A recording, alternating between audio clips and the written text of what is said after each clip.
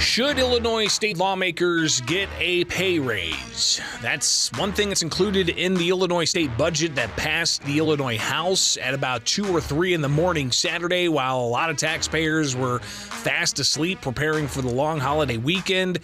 The House was passing a $50 billion budget, highest spend for the state of Illinois, and included in it, you've got subsidies for undocumented migrants to pay for their health care.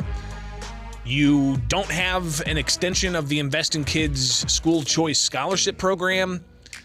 And you don't have a reduction in taxes. Your gas tax is going to go up a second time this year, July 1st. The grocery tax is going to go from 0 to 1%, so people are going to be paying more at the pump and more at the grocery store.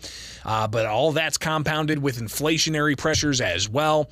But there's also, tucked in this budget, a increase in legislator pay. Should the legislators get a pay raise? 217-629-7970. Already seeing some people push to have Governor Pritzker veto that element of it, but even State Representative Marty McLaughlin, when we asked him late last week about the pay raises for legislators, here's some of what he had to say about the idea of legislators getting a pay increase for part-time work. Well, we're going to all vote against them. I mean, this is ridiculous. These are part-time jobs. You know, if you're going to make these jobs permanent, I mean, Iowa, I think, is $27,000 for the same job. Wisconsin, $51,000. Indiana, $26,000. This is ridiculous. I was a mayor for a volunteer for 8 years. This is the most ridiculous thing I've ever seen. I think everybody here agrees. What do you think? I mean, I want to apologize to the taxpayer. I've actually gone out last year and I thanked and apologized them, and I asked, were you aware we passed a pay raise last year at 11 o'clock at night on a Thursday? They were shocked, and I don't mean to point the finger at the media, but up in my area in Chicago, they didn't mention it to anybody. It's an embarrassment. It's an embarrassment to me as a public servant because, like my friends here, we all have other jobs and other businesses, and we're trying to keep this state solvent. So it is actually an embarrassment to have this done again. It'll be done, what, at 1 or 2 in the morning tonight? Let's do it at 4 o'clock right before your news cycle.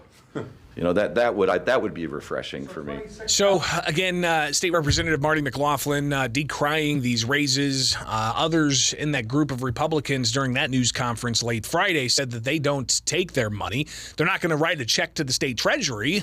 Dan Calkins saying he doesn't trust the state to spend that money, so he actually gives the money away in different ways, not by giving it back to the state treasury. But regardless, lawmakers in a partisan budget, early in the morning hours Saturday, they passed the budget that included state legislator pay raises.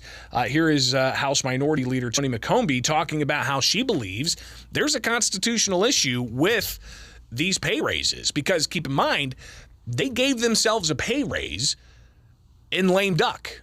They passed a supplemental appropriations during the 102nd General Assembly, and in that included a pay bump for the incoming legislature that began mid-January.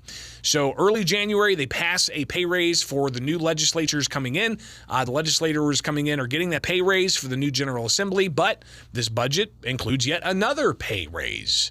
So how does this work? Here's State Representative House Minority Leader Tony McCombie sharing some of her thoughts on whether this is constitutional. But I'd love to hear from you at 217-629-7970. Should legislators get a pay raise?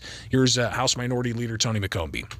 The salary set in this budget is $89,675, and it should be $89,250. You've provided for a raise in this budget, which is not allowed under the Illinois Constitution.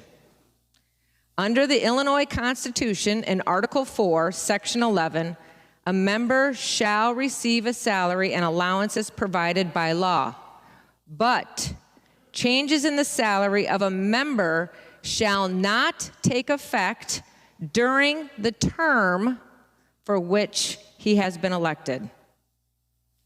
This raise is in direct violation of the Illinois Constitution. A raise can only take effect the next General Assembly. You have created a constitutional problem with this budget.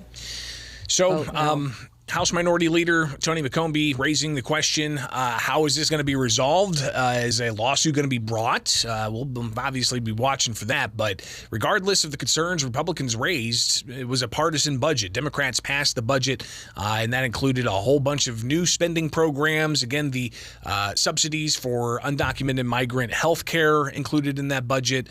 The pay raises included in that budget. No extension of the Invest in Kids school scholarship program included in that budget, but you also have a whole host of other things all spelled out in that $50 billion spending plan that was approved in the early morning hours Saturday morning when a lot of taxpayers were fast asleep. Let's get your thoughts at 217-629-7970.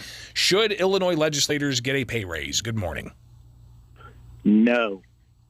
This is getting ridiculous where less than 25 years ago, they were getting paid around 50.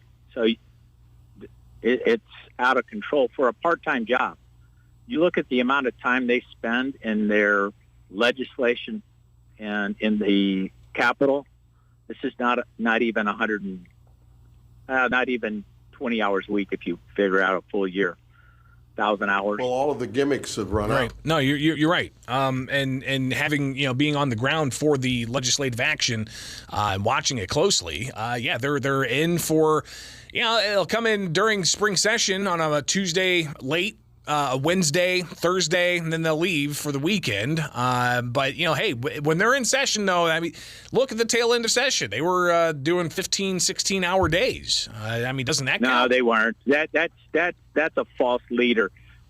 They're, quote, in session, but what are they doing? Most of them are back in their Capitol offices conducting their other jobs because they're not on the floor. They're not debating. This budget is a perfect example. You waited till the 11th and a half, 13th hour, and then you get a 3,500-page document. There's nobody that had a chance to read it. And then they say they were hours, 12, 14-hour days.